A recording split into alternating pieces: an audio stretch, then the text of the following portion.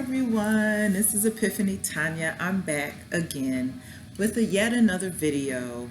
I want to talk today about how I believe that BLM and Antifa are the new KKK. If you remember, it was a previous video I did where I said we have to wake up and know who the real racists are, because I said, I've experienced racism. I know a lot of people don't believe in racism, at least not systematic racism, and now I understand more why. I've actually been studying a little bit, listening a little bit to Thomas Sowell, and so I'm understanding why there are people who totally dismiss at least systematic or structural racism. So that was good for me to get that understanding. And so I might do a different video on that, like what that's all about. But personally, and I don't think that too many people can deny that racism exists on at least on the individual level, that each of us, if you're African American, Black in this country, that you may have experienced it before. Well, I said in a previous video, I said that, first of all, shout out to Beverly Beatty, I believe her name is. I watch her a lot on YouTube, and I'm in total agreement. Refund the police, not defund the police. As an African American Black person living in America, I've grown up in the inner city. If you go to my Amazon page, my author page, www.amazon.com/author/LaTanya's Epiphany, you will see my story about I'm a Miracle story. I grew up in the inner city ghetto, probably the most dangerous ghetto in the city of Philadelphia. North Philly is one of the worst areas of Philadelphia. That's where I was born and raised, and it was a very, what is the word I want to use? It was such a poverty mindset there. And I talk about this in my second book, the poverty mindset. So I understand about, some of the things I had to go through growing up. The good thing for me is that my mother, in spite of her left-leaning, liberal, democratic viewpoints, right? Because she was all about welfare. We grew up on welfare, and she was always looking for a program or some system to take advantage of. Excuse me. So I understand about that side of it, the negative side of that. But the good thing about her, even in spite of her ways, she still wanted more and better for her children. So she always pushed us, education, education, education. She also, even though in spite of her ways of partaking in welfare, she hated the ghetto poverty lifestyle mentality, and she always dreamed of a day where she would have a better life, she would live in a better place, and I guess she tried to aspire to that through her children. So she pushed us all into education. All of us have degrees. One of my sisters is a RN nurse. Another sister, she has her degree in engineering and math. I think she's now going for her PhD in engineering. So all of us, another sister, she has her bachelor's in nutrition. We all got pushed into education and higher education. Of course, you guys know, well, you may or may not know that I have my master's in mental health counseling, mental health and school counseling. I worked as a psychotherapist for the past 8 years. So I can tell you about racism, at least on a personal level. Now I have the argument, understand why people don't believe in racism as a systemic structural problem any longer in America. They can't deny that it once was an issue, but that now with all all the different things that have been set in place and all the laws passed, civil rights movement, all these things that because the laws are there, they don't believe that there's this disadvantage that there once was, right? Even though many would say that Blacks are behind the curve.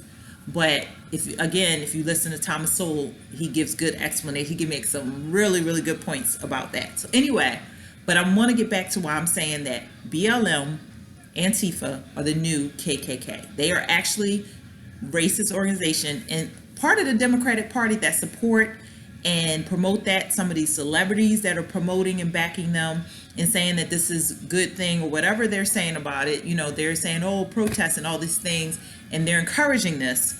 They're part of the problem as well, but they're the true racists, because when you set out to destroy a people, right? Because I truly believe that they're standing alongside of a lot of African American people, but that their intentions are not pure or good. I don't think that they really have a desire to help African American people, Black people. To them, I don't really feel like Black Lives Matter. The people that are in those crowds, they don't care about Black lives. And we can prove it time and time again, right? And I know this argument has been made before, and I'm gonna make it again. So we have Chicago. We have cities like Philadelphia, where I was born and raised, that's completely, you know, the violence, the poverty. How about the homelessness issue? How about all the African American Black lives that are on the streets right now? How about homelessness, right? To me, that's a bigger issue. The police brutality is, I think somebody said the numbers, it was like 9% or something. It was something that's substantially lower than these other issues. Abortion in the Black community, highest rates of abortions, babies being killed. Like I said, Chicago, the murder rate, the Black on Black crime, every day children are being shot in the crossfire. The homelessness problem, all the children that are in the system that don't have families. I was one of those children. I ended up in the system because my mother, she, again, a lot of her issues and problems, including alcoholism, was an issue for her. And I grew up in the system as well. And again, you can read about a lot of these things in my second book, Misunderstood. But I've seen it. I've seen the conniving. I've seen the way this left side liberals, they pretend that they care about our cause. They pretend like they care about our people. I have been at the brunt end of it. Both in college, when I was getting my master's degree, I experienced various things. Again, I'm going to have to make new videos for this, as well as in the work profession I worked in for 8 years as a counselor therapist.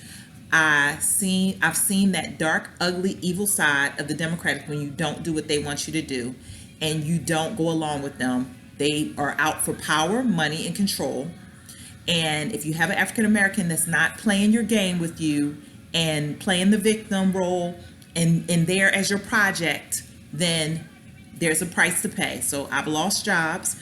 I was outcast in my master's program where they cussed me out. The class, including the professor, led them in cussing me out.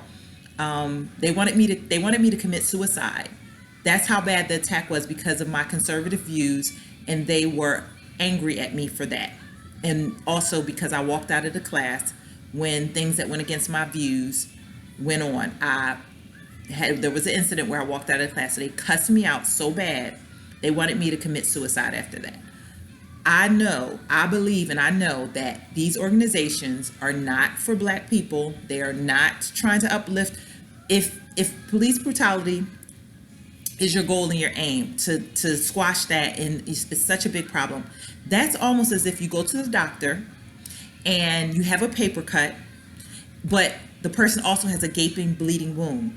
So the doctor says, well, this paper cut is what I'm going to treat. That's the equivalent of them going after police brutality with all the other issues that are in the Black community. There are gaping wounds, but yet you want to focus in on police brutality. I don't want to say minor, because anybody that lost their life, that's not minor.